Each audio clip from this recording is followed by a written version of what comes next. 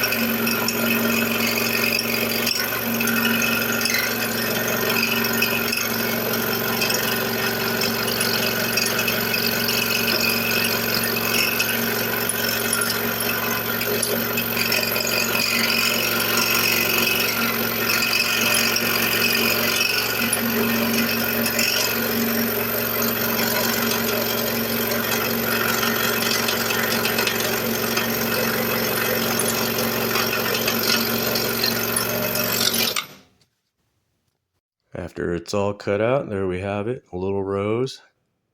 Now I'm going to take the pattern off and shape every single piece with the Dremel. And we'll see what it looks like after that. Give it some depth.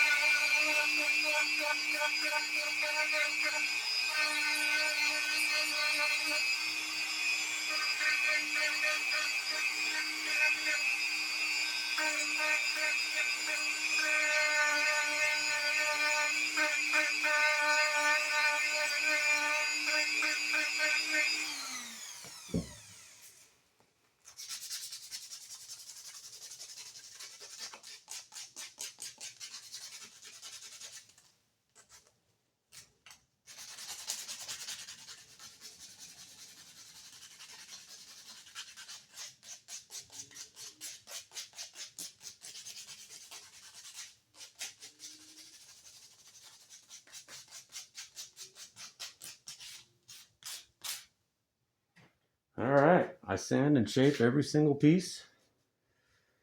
And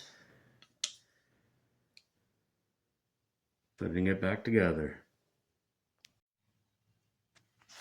After all shaped and a little spray of alcohol to see the colors, there we go. We have a little rose.